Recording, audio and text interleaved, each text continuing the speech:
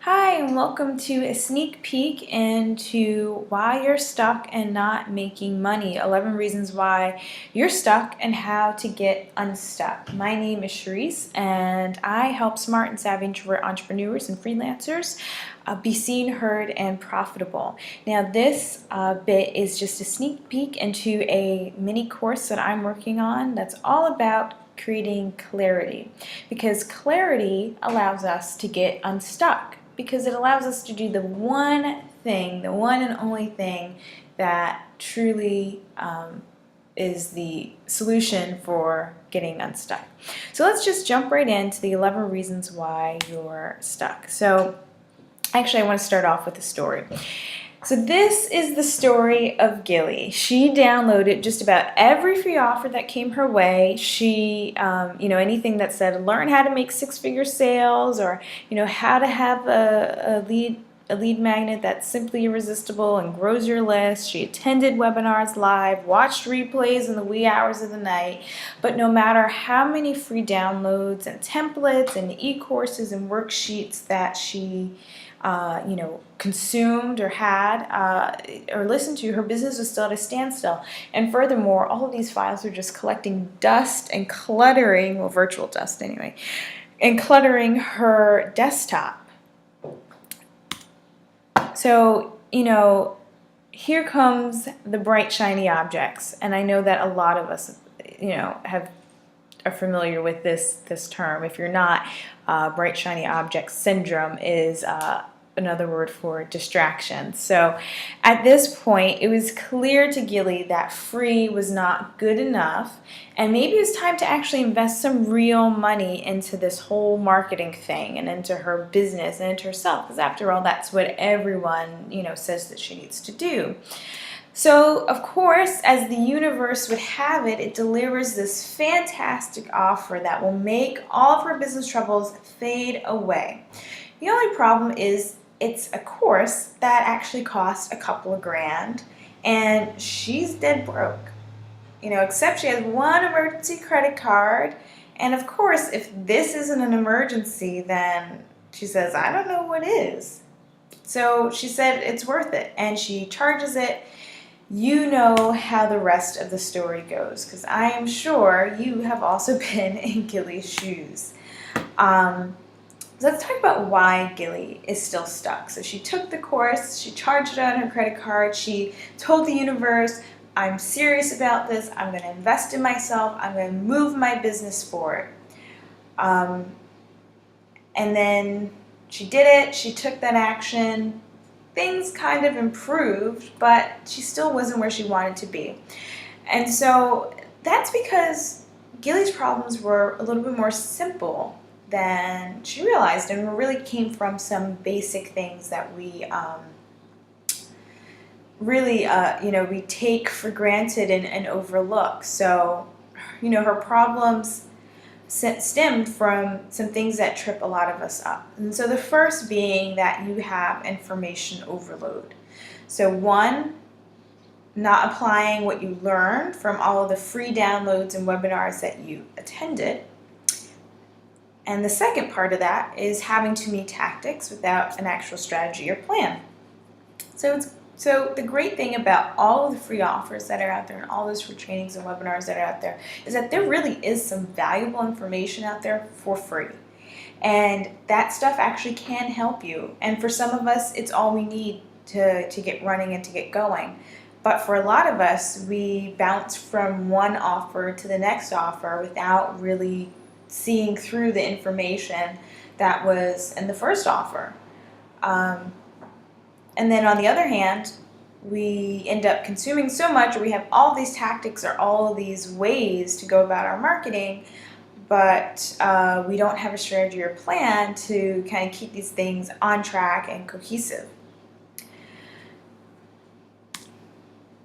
So the trick to getting unstuck is simply taking action. So no free download or webinar can do this for you. You have to step up and start doing. And so that's the flip side of the other reason why Gilly is stuck. So information overload, and then just not taking action. And it sounds like really simple, but this taking action part, for whatever reason, trips even the best of us up, because it's really easy to, especially when you are trying to be a one-woman show and you're a solopreneur, to forget to do the things that actually matter and actually bring money into your business, because you might end up spending too much time on these, I don't want to say smaller things because everything's important, but on the things like making sure your Canva pictures are absolutely perfect, or making sure your Facebook header is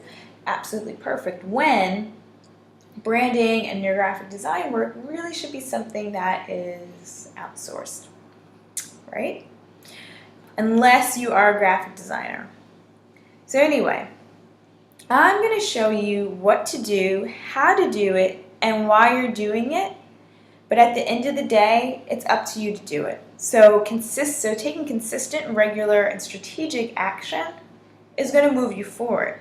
I can't promise you'll make 6 figures or anything, but what I can say is that once you get clear on who you are and who you'll be working with, you'll be well on your way to having a lucrative business.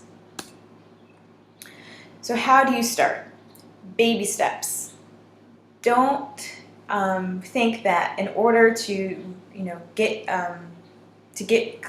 going and get unstuck, that you have to take some kind of huge big action. No, not necessary.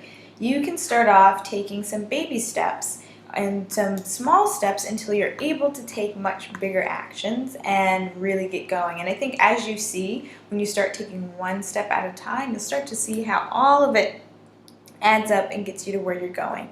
So let's get clear on what keeps tripping you up, because clarity equals action. And not just any action, but confident action. All right, so 11 reasons why you aren't making money and you're stuck. So one being that you're a Jill of all trades serving everyone. So, let's get clear on the one thing you're awesome at, because when you serve everyone, you're really serving no one. And honestly, I think when you are a Jack or Jill of all trades, you tend to take away from the things or the thing that you are extremely good at by trying to do so many things. And when you try to do so many things, I think it's really hard to also serve just one person, one ideal client. So what I want you to do is just get clear on that one thing that you are awesome at, that you are amazing at, and own that one thing.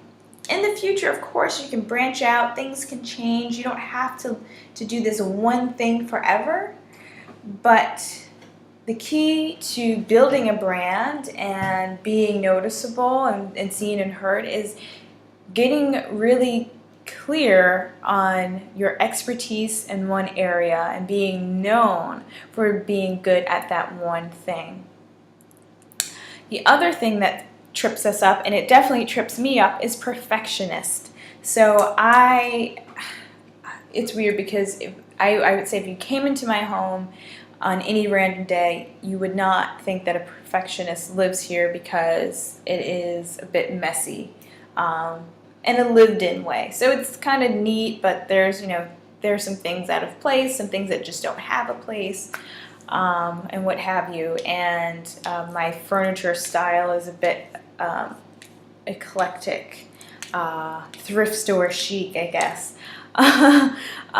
So you wouldn't think that I was a perfectionist, and for the longest time I didn't even consider myself a perfectionist until I realized that in my business and in my work life, would not do something if I couldn't do it 100%, if I could not do it 100% perfect.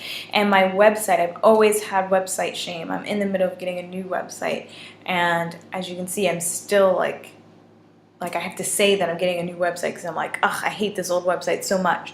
But I was always tweaking my website, always trying to make it perfect, and the thing was, it never was perfect, and that was such a huge time suck. Like, the way my website looked wasn't, or like the small changes that I was making rather on my website wasn't contributing to me getting new clients or putting myself out there for that matter. So the thing is, it doesn't have to be perfect. It has to just be good enough. And good enough means that it's something that you put out there and people are going to get value from it and people are going to enjoy it. It shows off your expertise, your skills, your talents, and your knowledge. Those are the points that you want to hit.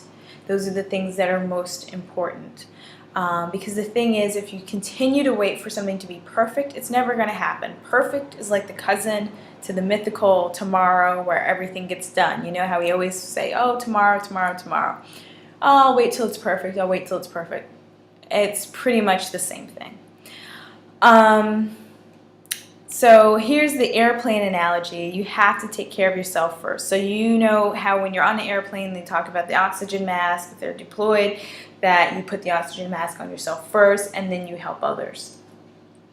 Well, same here. If you are struggling in your business or if you are finding that you're having some troubles getting started, the first place you should start is with yourself, because you can't really help others if you're not helping yourself. So, and let's say you have, a health coaching business and you're struggling with your own health.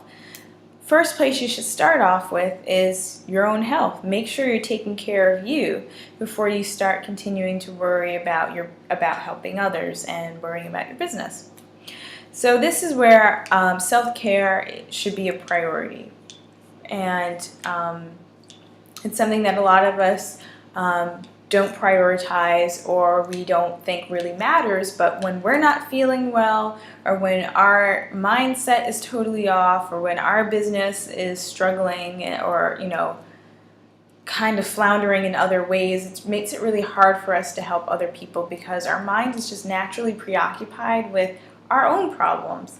That it makes it just that much more difficult for us to really shine and be who we are and help other people in a place where we're feeling genuine, authentic, and it comes and flows very effortlessly and from the heart when we're preoccupied with our own issues.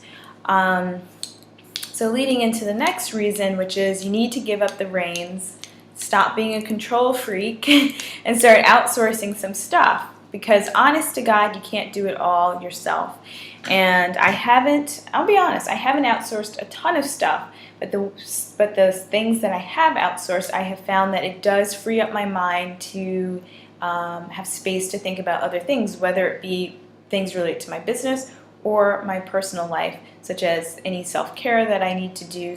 And self-care can be something as simple as just you need to take a shower. You sat in front of your computer all day and you haven't showered. You need to go take a shower. So, that is an example of, some simple self-care, and also, the benefit of when you outsource things. And the other thing is you don't necessarily have to outsource things in your business. You could also outsource things in your personal life. So let's say having a maid come and clean up your house once a week or once a month is really useful, or having someone, mow the lawn, or even just, talking it over with your partner or spouse and saying, look, these are the household responsibilities that we have or that I have. Can we find a way to share these a little bit more evenly, or let me see what I can take off of my plate. It's really good when you can get everyone on the same page and have people in your family and in your home life who can support you. All right, so more reasons why you're flat broke and stuck. This one is a huge one that I find a lot of people struggle with, no matter how much it is said and no matter how much this makes sense to people, but not knowing who your perfect client is. So again, serving everyone, you serve no one. So when you're a Jill of all trades, you tend to lean towards trying to serve everyone because you're like, I got all these great talents and skills. But the thing is, when you're good at one thing, it's good to just own that one thing and serve one perfect client with that one thing.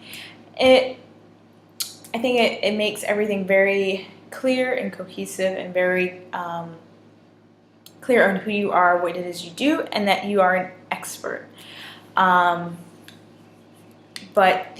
So the other side of that is when you have your perfect client, you understand them to a T.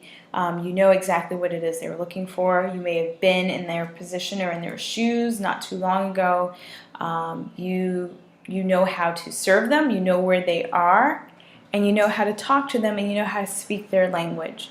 And this is a really important point that I want to make, because I think that so many of us miss the target on our perfect clients, because we don't know where to find them online or how to find them online. We're not sure what language they're using around the problem or thing that we can help them with. And we get afraid of narrowing down our client because we're like, well, I can help all of these people. I don't want to just help these one people. We start to feel like, that we're limiting ourselves if we say we're only working with these kinds of people. And the thing is, you don't have to only work with those kinds of people. By chance, you might get some people in your discovery sessions or enrollment conversations that don't reflect your perfect client. And it can be up to you whether or not you want to work with them, whether or not you think you could have success working with them.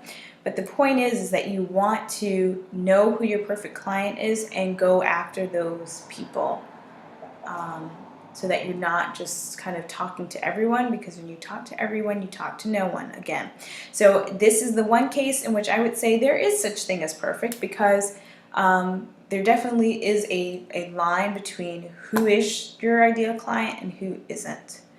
Another thing that a lot of us do, especially introverts, if you're an introvert like me, you might you're probably guilty of being really humble and really downplaying your abilities, your expertise, your knowledge, and your skills.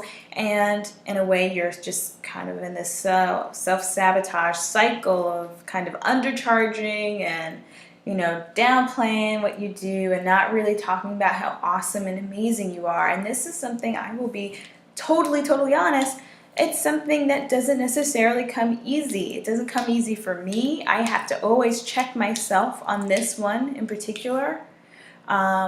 It's something that I really have to be aware of.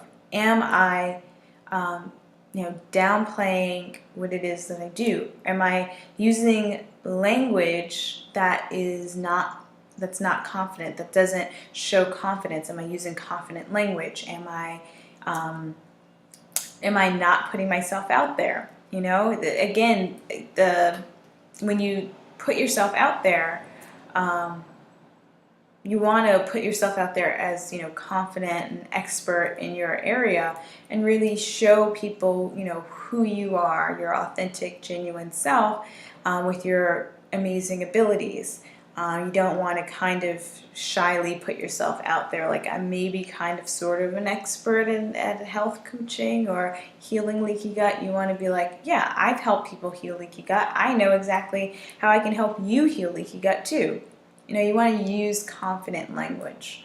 And again, undercharging is really a quick way to staying broke and being broke, because if you aren't really charging, and I hate saying what you're worth, but if you are undercharging the value of the transformation that you're able to help people achieve, then you're not going to make you're not going to make money in your business.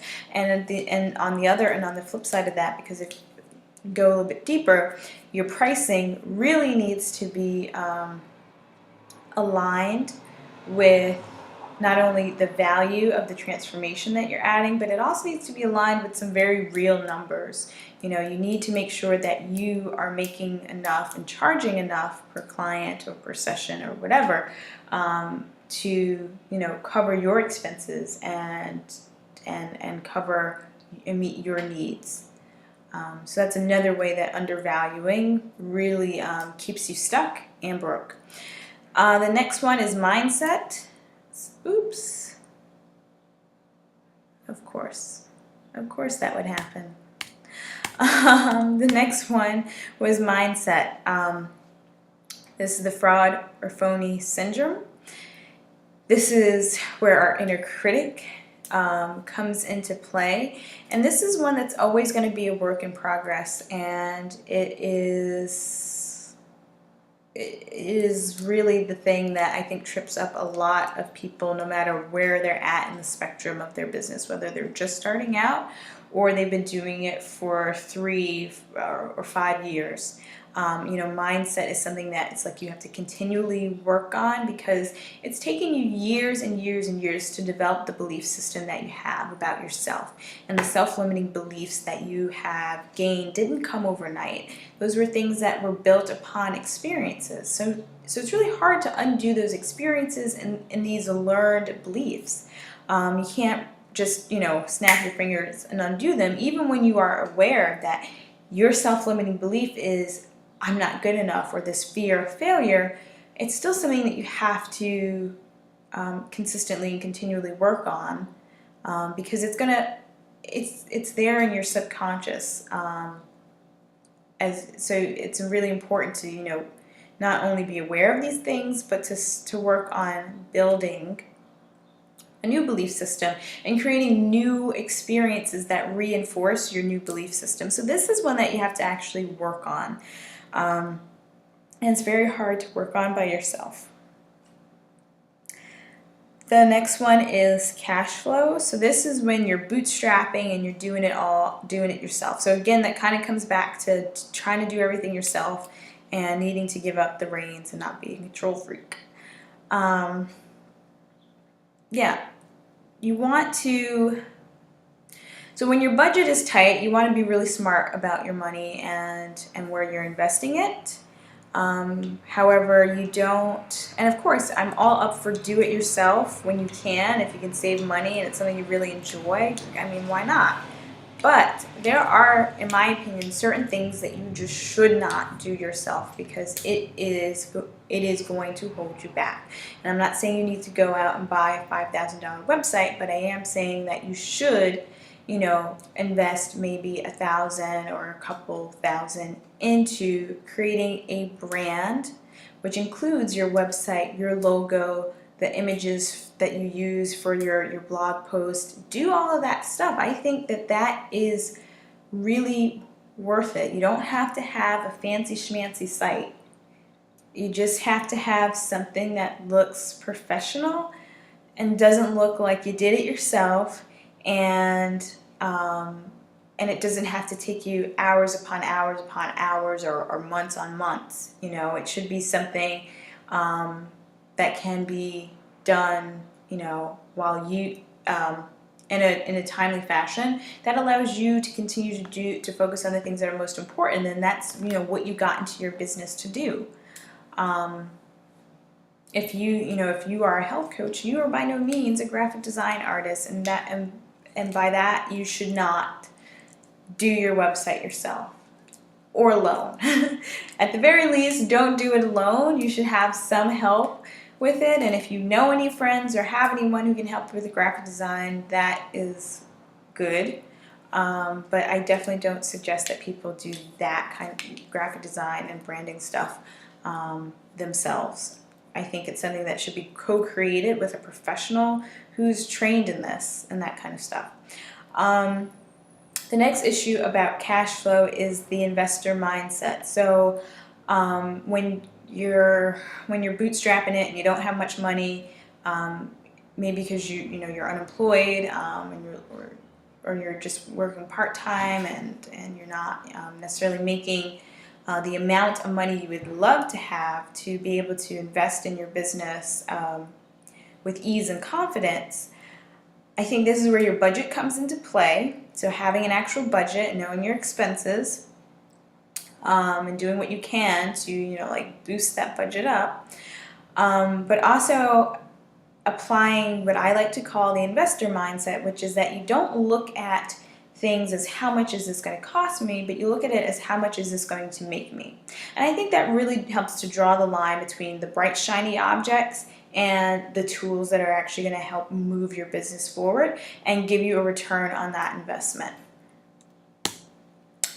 And next, you're concerned with being likable. So kind of piggybacks off of some of the other things that we said, but I wanted to, I made this reason separate because it's different in the sense that you're coming from a place of where you are more concerned with that, with your perfect ideal client liking you.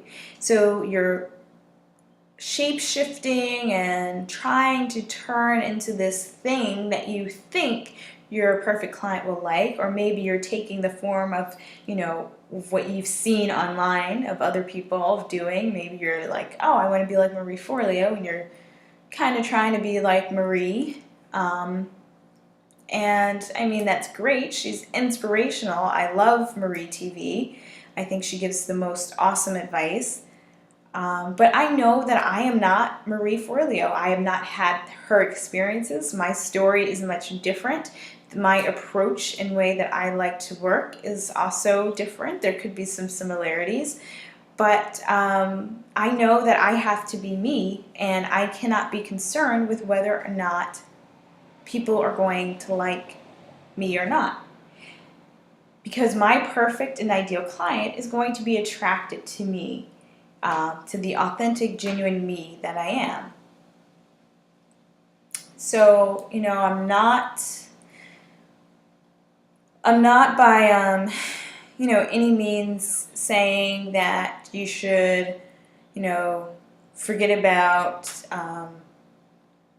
for totally just throw caution to the wind and be like, and start dropping F-bombs all over your website or in your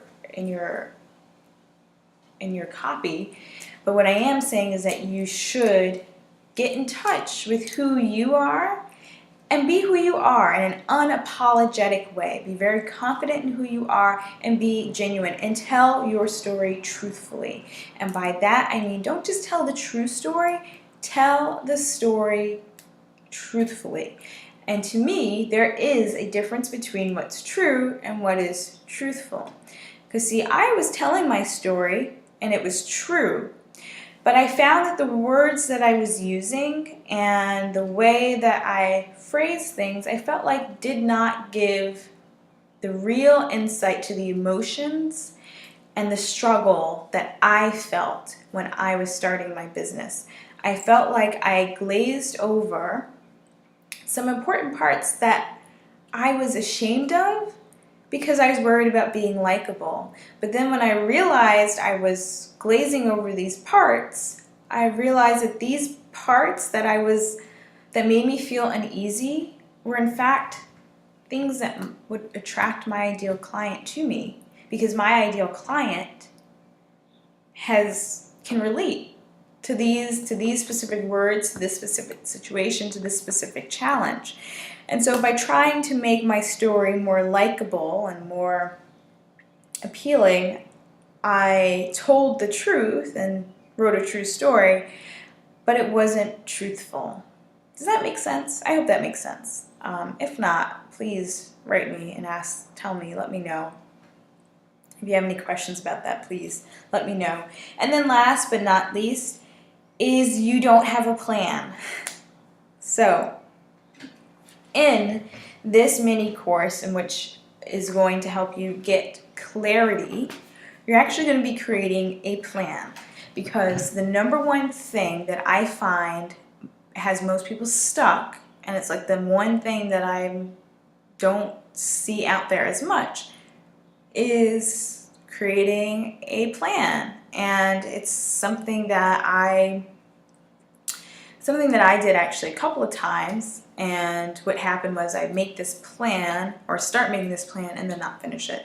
Or I would be like looking at all these plans and be like, oh, this is great, but it didn't work for my business, because I was writing a marketing plan or business plan that like big companies use, or maybe that was more for brick and mortar situations, and what I found is that I needed to take out the pieces that weren't relevant to me, put in pieces that were relevant to me, information that would actually keep me going and like give me a path. So I created, and so after like looking and researching, I created a plan that I think works best for online entrepreneurs and freelancers. And so in this course, what we're going to do is use that plan to get clarity around our business so that we can then have the foundation laid so that we can go on to being seen, heard, and profitable. So the reason why you need a plan, in case I didn't make it clear, is your plan is your roadmap to success. Your plan is going to keep you structured, it's going to keep you organized, it's going to help you to know what you should be doing day to day so that you don't feel like you are spending hours and hours in your business without anything to show for it. You're going to be able to say, this is what I need to get done today, this is what I need to get done this week, this is what I need to get done this month, and then be able to answer yes or no, did I do that? And the great thing about this course is that you're going to be able to, I'm going to show you exactly what you're going to put into your plan directly from this course. So there will be absolutely no guesswork.